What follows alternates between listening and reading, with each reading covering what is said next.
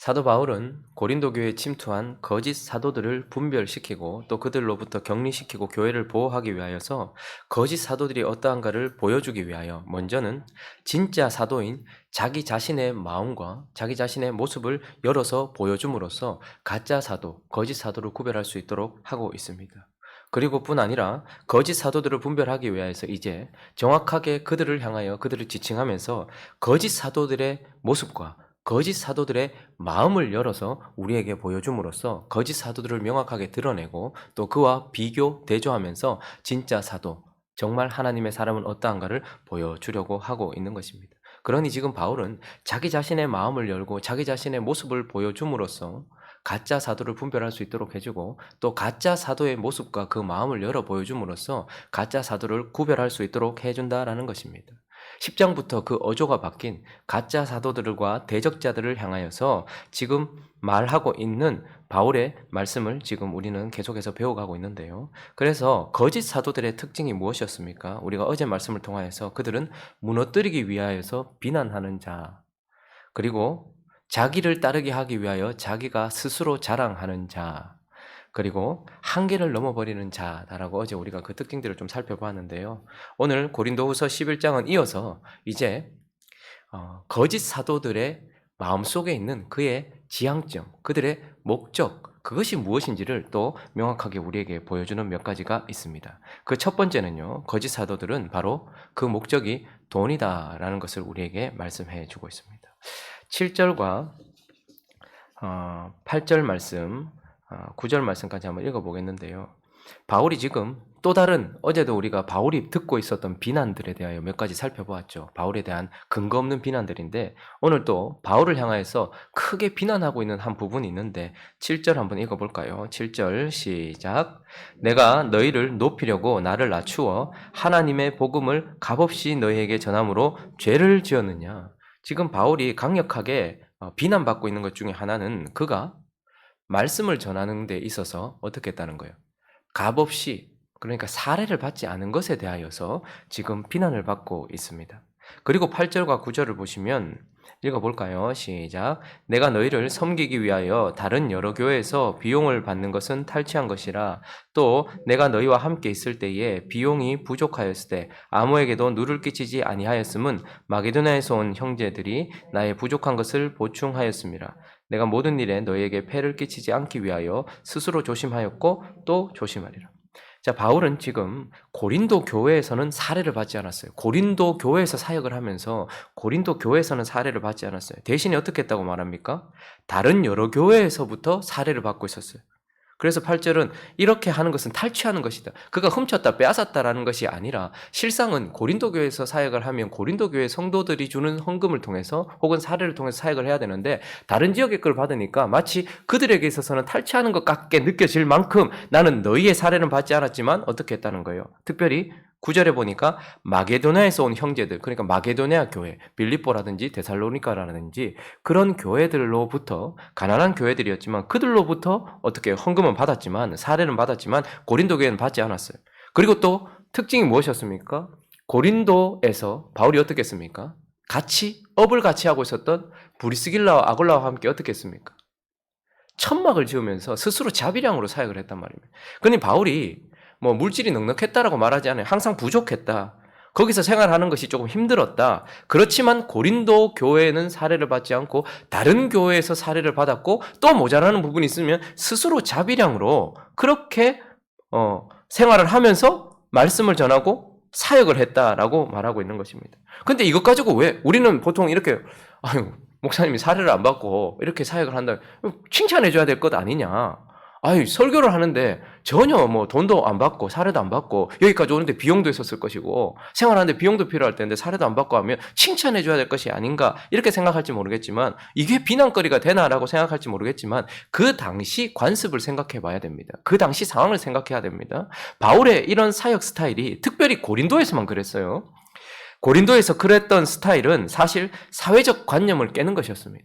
그 당시에는요, 지금도 그렇지만 순회 철학자들, 순회 강연자들이 참 많이 있었습니다. 그러니 고린도 지역처럼 뭔가 돈이 많고 그리고 참 새로운 정보들이 필요한 그런 곳에는 새로운 철학이라든지 새로운 정보라든지 이런 것들 지금도 그렇지 않습니까? 많은 강연을 통해서 사람들에게 유익을 끼치는 순회 설교자들이 있었단 말입니다. 그게 꼭 복음에 관해서만이 아니라 뭐 건강에 관해서도 있었을 것이고 철학에 관해서도 있었을 것이고 정치에 관해서도 있었을 것이고 의학에 관해서도 있었을 것이고 그러면 그 지역에서 유력한 자들이 어떻게 합니까? 당연히 그들을 초청해요. 초청을 하고 어떻게 할까요? 후원금을 주는 겁니다. 그러니 막대한 후원금을 받아가면서 쉽게 말하면 강연비를 받아가면서 설교를 하고 강연을 하는 것은 당연한 사회적 관념이었습니다. 특별히 이 고린도 아가야 지역에는 그런 사람들이 많이 몰려 있었어요. 돈이 많은 곳이기도 했고 부유한 곳이기도 했고 그러다 보니까 어떻습니까? 많은 강연자들이 이곳에 있었고 거기서 그 강연자들에게 당연히 사례를 하면서 했단 말입니다. 후원자가 있었단 말이죠. 그래서 그 당시에는요, 예를 들어, 그 당시 문헌을 이렇게 고대 문헌을 보면, 소크라테스라는 철학자 아시죠? 그 소크라테스라는 철학자도 사례를 받지 않고, 그러니까 후원금을 받지 않고 강연을 많이 했대요. 그러니까 안티포라는 사람이 이렇게 조언을 해줬다는 기록이 있습니다. 그러니까 선생님이 어떤 의미로 이 귀한 강연들을 그냥 하는지 우리는 그 진심을 알고 있습니다만, 그러나 당신이 아무런 대가를 받지 않고 그렇게 한다면 당신이 하고 있는 그 중요한 내용들의 가치를 떨어뜨리는 행위가 될 수 있습니다. 이렇게 말하는 거예요. 여러분 지금도 마찬가지 아닙니까? 어떤 사람이 강연을 했는데 무료 강연이다. 그러면 사람들은 이게 별로 가치가 없는가 보다 이렇게 생각을 하는 거예요. 그리고 무료로 한다라는 것은 자기가 아마추어다라는 특징을 보여준다라고 생각을 하는 거예요. 여러분 언제나 프로는 어떻습니까? 돈을 받고 경기를 하는 사람이고 게임을 하는 사람이에요.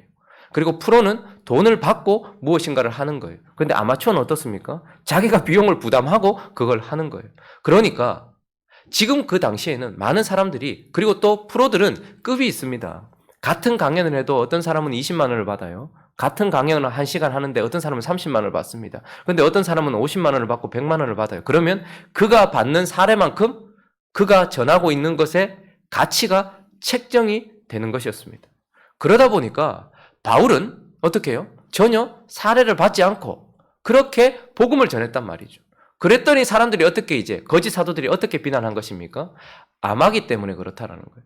돈을 받을 만큼 너희가 알지 않느냐? 그가 말하는 것도 시원찮고 그러니 그가 돈을 받을 수 없었다라고 말할 뿐만 아니라 어떻게 해요?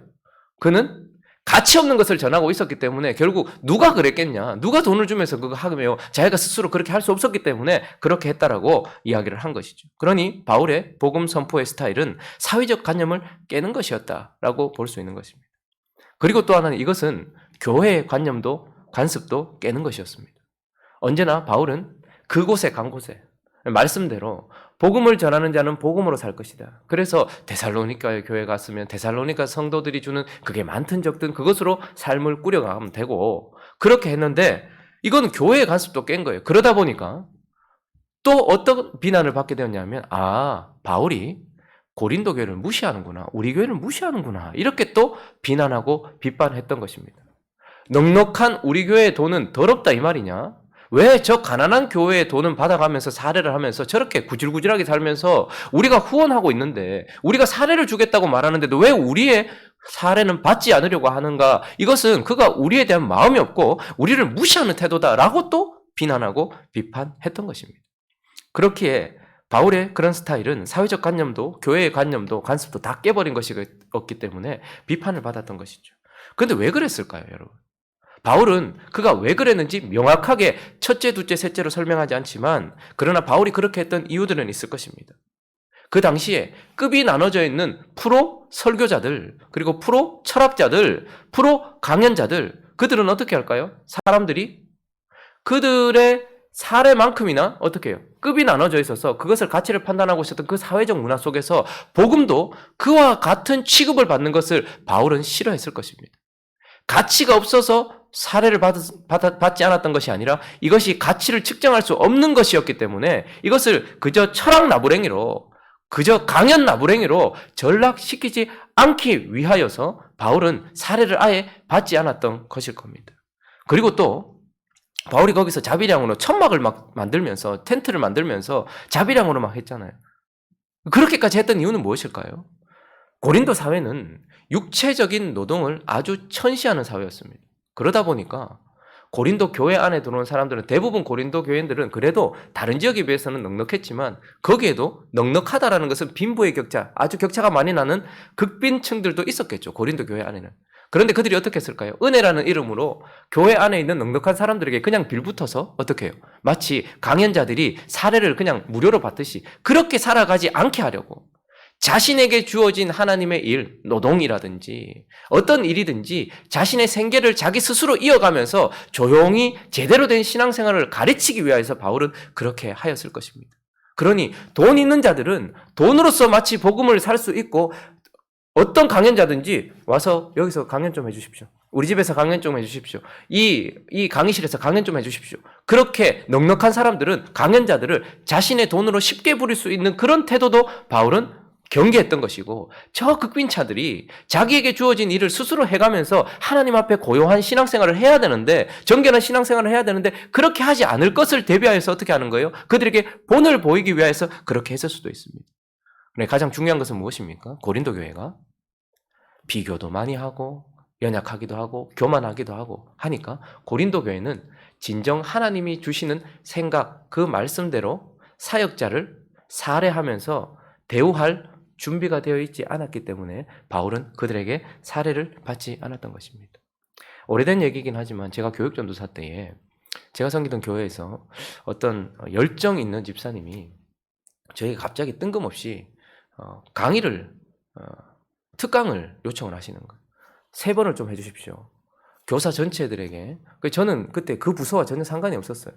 그런데 그 교사 전체에 3번을 통해서 주제도 본인이 정해주시고 여기에 대해서 정확하게 우리가 깨닫고 알 수 있도록 특강을 좀 준비해 주십시오. 주제도 본인이 정하시고 시간도 자기가 정하시고 그러면서 이제 저한테 부탁을 하는 거예요. 근데 딱 그걸 듣는 순간 제가 또 성질이 좀 까칠하지 않습니까? 기분이 별로 안 좋아요. 그 열정도 알겠고 그분의 진심도 알겠는데 그 태도에서 약간 제가 좀 이것이 담임 목사님과도 그리고 다른 부서의 교역자와도 상의가 되지 않은 그분만의 열정이라는 생각 있었고 확인해 본 결과 그랬었고 그리고 그 태도도 마치 본인이 무엇인가 교사들을 다른 사람들은 교사를 그렇게 생각하지 않는 것처럼 그 부서의 그 교역자는 생각하지 않는 것처럼 그런 남들보다 좀 다른 열정을 가지고 있는 본인의 의의가 드러나고 있다는 느낌이 좀 들었어요. 그래서 해야 되나 말아야 되나 고민을 하다가 그래도 이 강연 자체가 이 주제 자체가 교사들에게 필요하겠다는 생각이 들어서 제 나름대로 교육전도사 수준에서 제가 준비를 해서 3번을 특강을 했었습니다. 그러고 난 후에 그냥 이제 시간이 지났는데 그 주에 아내하고 마트에서 이제 장을 보고 있는데 아내가 이렇게 하면서 하는데 거액의 돈이 들어온 거예요. 뭐 거액 해봤자 여러분들의 거액과 저의 거액은 다르겠죠. 그 당시 교육전도사 사례에 비했을 때에 이거 한 달 동안 사역해서 버는 그 돈에 비했을 때 이거 뭐지? 라고 이렇게 하니까 이제 그거에 대한 대가였던 것 같아요. 그래서 전화를 드려서 이거 뭡니까? 라고 하니까 사례입니다. 라고 이야기를 하는 거예요. 그래서 그 전화를 끊고 난 이후에 다시 한번 아내하고 상의를 했습니다. 이것이 지금 계속 마음에 걸린다. 시작하는 것도 마음에 걸렸는데 이것이 계속 마음에 걸린다. 이런 생각이 들었어요. 저의 마음을 제일 힘들게 했던 것은 무엇이냐면 부탁하고 말씀을 전해달라는 간절함이라기보다는 고용시키고 있다라는 느낌이 좀 들었어요. 내가 고용되었다. 말씀에 대한 간절함보다는 이렇게 해서 이거 좀 해주세요라는 고용됐다라는 느낌이 좀 들었어요. 그리고 그에 응당한 사례를 한다라는 느낌이 들었어요. 그리고 제가 받을 사례보다 훨씬 많은 사례를 그래서 돌려보냈습니다. 시간이 오래 지난 지금도 어제 생각해봐도 잘한 것이라는 생각이 들었습니다. 왜냐하면 저의 의를 나타내기 위해서가 아니었습니다. 그분에게도 그걸 받는 것이 도움이 되지 않았을 뿐 아니라 저에게도 그것은 도움이 되지 않을 것 같아요. 그분의 마음속에 어떤 마음이었는지를 한번 점검해 볼 수 있는 시간도 필요했겠죠. 바울은 고린도 교회의 넉넉한 돈이 아니라 그 돈을 사용하는 고린도 교회의 상태를 보고 있었던 것입니다. 그런데 마게도냐 지역에 있는 형제들은 어떤 돈을 얼마나 줬느냐보다 그것을 바른 마음으로 누구를 섬길 수 있는 상태가 되어 있었지만 고린도 성도들은 그렇지 않았던 것이죠. 그래서 바울은 사례를 받지 않았던 것이고 그것 때문에 오해를 받았던 것입니다. 자, 그런데 그때의 거짓 사도들은 거기서 어떻게 했다는 거예요? 막대한 사례를 받고 있었다라는 것입니다. 그런데 희한한 것은 왜 거짓 사도들이 고린도 교회에 침투하였고 거기에 있었을까요? 그 옆에 있는 마게도냐 지역의 빌립보라든지 데살로니가에 가지 않고 왜 아가야 지역에 있는 고린도 교회에 거짓 사도들이 득실거리고 있었을까요? 딱 한 가지 아니겠습니까? 돈이 안 되니까 여기는 시골이니까. 쉽게 말하면 마게도냐 지역은 시골이에요. 그래서 설교를 한 편 해요. 그러면 여기 가면 20만 원, 30만 원밖에 못 받아요. 근데 같은 설교를 해도 고린도 가면 어떻습니까? 200만 원, 300만 원을 받는 것이죠. 그러니 거짓 사도들은 어디로 온 것입니까? 그들의 영혼을 살리고 고린도 지역에 있는 자들을 더 거룩하게 만들기 위한 열정이나 혹은 그들에게 생명을 전해주기 위한 그런 사랑으로서 거기 온 것이 아니라 그곳에 돈이 많으니 그곳에 가면 더 풍족한 생활을 할 수 있으니 그 당시에 철학자들이 그러했던 것처럼 그 당시에 강연자들이 그러했던 것처럼 더 많은 명예와 더 많은 특별히 물질을 얻을 수 있는 그곳으로 갔던 것입니다. 그러니 거짓 사도들의 가장 큰 목적, 그들의 마음에 가장 많이 차지하고 있는 것은 무엇이냐면 돈이에요. 이단들이나 가짜들을 가보시면 언제나 열정도 있어 보이고 거룩도 있어 보이고 능력도 있어 보이는데 그 뒤에는 언제나 뭐가 걸려 있습니까? 돈이 걸려 있습니다. 그래서 그 사람들에게 나오는 돈이 그를 더 열정 있게 만들고 더 열심내게 만드는 것이죠. 그래서 가짜 사도들과 같이 있는 사람들은 자기의 주머니를 잘 보십시오. 어느 순간인가 계속 나에게 돈을 요구하고 있다는 것을 느끼게 될 것입니다. 두 번째, 그러나 거짓 사도들의 목적은 돈이기도 하지만 그러나 두 번째는 바로 미혹입니다. 미혹. 이것이 그들의 목적인 것입니다. 자, 오늘 2절 말씀 한번 읽어보겠습니다. 2절 시작. 내가 하나님의 열심으로 너희를 위하여 열심을 내노니 내가 너희를 정결한 처녀로 한 남편인 그리스도께 드리려고 중매함이로다. 지금 아주 위대한 사상을 바울이 드러내고 있는데 이 부족하고 이 천박한 고린도 교회를 무엇으로 표현하고 있습니까?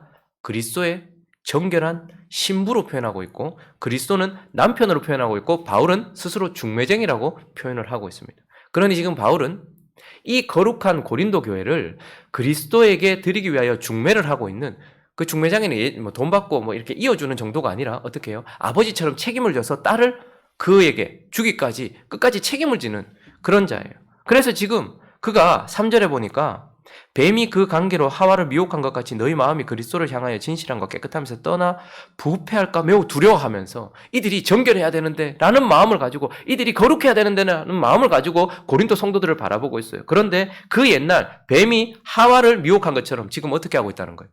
고린도 교회 안에 에덴 안에 뱀이 침투했던 것처럼 고린도 교회 안에 뱀의 후손인 거짓 사도들이 침투해서 어떻게 하는 거예요? 그들을 미혹하고 있다라는 것입니다. 어떻게 미혹하고 있습니까? 4절. 만일 누가 가서 우리가 전파하지 아니한 뭐를요? 다른 예수. 여러분 예수 이야기만 하면 너무 쉽게 속아요. 저 사람은 부처 얘기 안 한다. 저 사람은 마음의 얘기 안 한다. 저 사람은 돈 얘기 안 한다. 저 사람은 그런 얘기 안 한다. 예수 얘기한다. 그런데 이단은 그리고 거짓 사도는 예수를 얘기하는데 어떤 예수를 얘기해요? 다른 예수를 얘기하는 거예요. 진짜 예수는 오직 그리스도 예수밖에 없습니다. 우리를 죄에서 구원하셔서 하나님께로 이끌고 하나님 나라로 이끄는 그리스도 예수밖에 없어요. 그러나 거짓 사도들은 로마로부터 우리를 건져내고 이스라엘이라는 이 땅의 어떤 명예를 위하여 독립과 예수, 해방과 예수, 몸이 아픈 사람에게는 그분은 치료자다. 그래서 예수를 오직 치료자인 양, 치료자 예수. 그리고 배고픈 자들에게는 보리떡 5개, 물고기 2마리로 먹였다. 언제나 우리를 배불린다. 복지가 예수. 그리고 또 어떤 사람은 예수님께 찾아와서 어떻게 합니까? 예수님, 우리 형이 지금 이거 나눠야 될 재산을 가지고서, 유산을 가지고서 자기가 막 다 차지합니다. 좀 뭐라 해주십시오. 공평하게 나누게 해주십시오. 라고 하니까 예수님 뭐라고 말합니까? 한심하다는 이 사람아. 내가 네 재산 나누는데 나를 지금 이용하겠다고 여기 와 있느냐? 어떤 사람은 자기의 삶의 윤택함을 위해서 이용해 먹을 예수. 그런데 이런 예수는 정말 매력적이에요. 여보, 아픈 사람에게 그분이 치료자다 이런 얘기를 하면 얼마나 매력적입니까? 우리나라의 평화와 자유와 민주와 복지와 이 모든 것들, 이걸 꿈꾸고 있는데, 이스라엘의 번영, 다윗의 나라처럼 그걸 꿈꾸고 있는데 예수가 그걸 하겠다라고 말하니까, 그런 예수 전하니까 사람들이 몰려가게 되어 있는 것이죠. 재정을 어떻게 쓰는지를 정확하게 가르쳐 주시는 그분은 정확한 경제관념을 가지고 있는, 그래서 그분을 따라가면 돈도 잘 모으고 잘 나눌 수 있고, 이런 예수, 뭐 이런 얘기를 하면 아유, 그런 예수. 그러나 하나님이 제시하시는 예수는 그리스도 예수십니다. 바울이 제시하는 예수도 그리스도 예수예요. 그런데 그들은 다른 예수로 미혹했습니다. 그리고 또 4절을 보니까 혹은 너희가 받지 아니한 또 뭐요? 다른 영. 예수님은 영과 진리로 역사하십니다. 그런데 다른 영, 그리고 셋째 줄에는요, 다른 복음, 다른 메시지죠. 영과 진리를 다른 것으로 하는 거예요. 그러니까 다른 영을 전하는 거예요. 성령은 뭘 하시는 분입니까? 성령은 예수 그리스도를 명확하게 볼 수 있도록 예수 그리스도를 드러내시는 영입니다. 그리고 성령은 우리를 신비롭게 만들고 이렇게 만드는 것이 아니라 거룩하게 만드시는 영이에요. 능력 있게 만드는 게 아니고요, 거룩하게 만든단 말입니다. 그리고 성령은 우리로 진리로 말미암아 자유하게 만드는 영이에요. 그런데 그들이 다른 영을 받게 했습니다.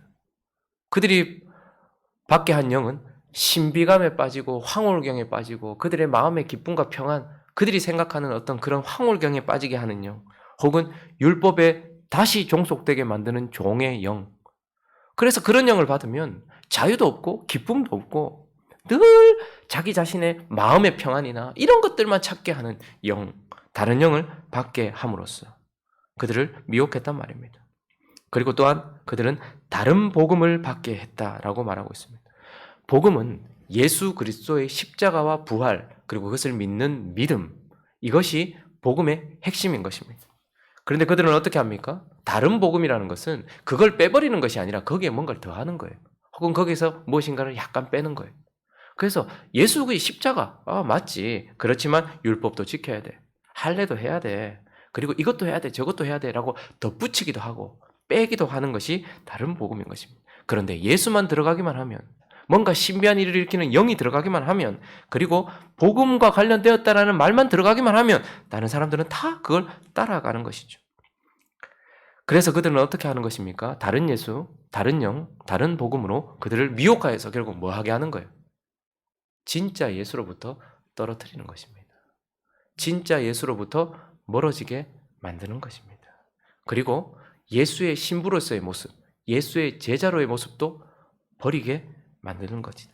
그래서 그들의 목적은 결국 자기는 돈으로 채우고 이들은 예수를 잃게 만드는 그런 목적을 가지고 있다라는 것을 우리에게 보여주고 있는 것입니다. 말씀을 정리하겠습니다. 정말로 진짜 사도를 따라가고 있다면 우리의 모습을 보면 됩니다. 그 사도의 모습도 보면 됩니다. 예수님이 헤롯에게, 그러니까 국가 권력 지도자들에게 어떻게 대했는지, 예수님이 어떻게 대했는지를 한번 보십시오. 헤롯을 어떻게 대하셨고 빌라도를 어떻게 대하셨는지를 한번 보십시오. 그리고 그 당시 바리새인들에 대하여 어떻게 대하셨는지 한번 보십시오. 그걸 보면서 그렇게 따라가면 되는 것이고, 그리고 내 모습이 지금 이 사도를 따라가면서 내 모습이 지금 예수님을 닮아가는지 보면 되는 것입니다. 그래서 이 가짜 사도, 거짓 사도들을 따라가는 자기 모습을 점검해 볼 필요가 있는데요. 우리가 오늘 말씀을 마무리하면서 요한복음 10장 10절을 읽으면서 마무리했으면 좋겠습니다. 읽어보겠습니다. 시작. 도둑이 오는 것은 도둑질하고 죽이고 멸망시키려는 것뿐이요 내가 온 것은 양으로 생명을 얻게 하고 더 풍성히 얻게. 자, 주님, 하나님께서 주님을 보내신 것, 주님이 내가 온 것, 하나님이 예수를 보내신 것은 양으로 생명을 얻게 하고 또 더 풍성히 얻게 하려는 거예요. 그래서 예수를 보내신 이유는 생명, 그리고 더 풍성히. 그리고 예수께서 사도를 보내신 이유도 동일해요. 생명, 더 풍성하게. 그런데 거짓 사도들은 뭡니까? 도둑질하는 거예요.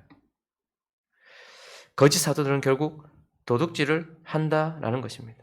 그래서 거짓 사도들은 나의 돈을 뺏어갑니다. 그리고 거짓 사도들은 나의 신랑을 뺏어갑니다.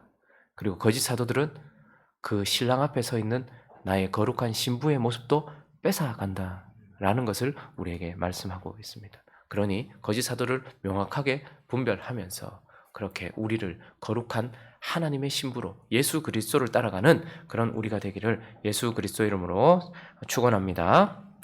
같이 한번 기도하겠습니다. 자, 거짓 사도의 마음도 열어 보여주고 있어요. 진짜 사도의 마음도 열어 보여주고 있고, 그리고 그들의 모습도 보여주고 있고, 진짜 사도의 모습도 계속해서 보여주고 있습니다. 가짜를 분별하시기 바랍니다. 그들이 뭘 목표로 하고 있는지, 결국 그들과 함께 있으면 나는 어떤 결과가 오는지, 자꾸 돈만 나가고 자꾸 예수로부터 멀어지고 내 모습은 더 예수를 닮지 않는 모습으로 가고 있지는 않은지, 그러면 나를 이끌고 있는 게 거짓이에요. 그것을 분별할 수 있는 우리와 그리고 한국교회, 열방의 교회가 될 수 있게 해달라고 또 각자의 기도 제목들을 가지고 함께 기도하며 나아갑니다. 기도하겠습니다.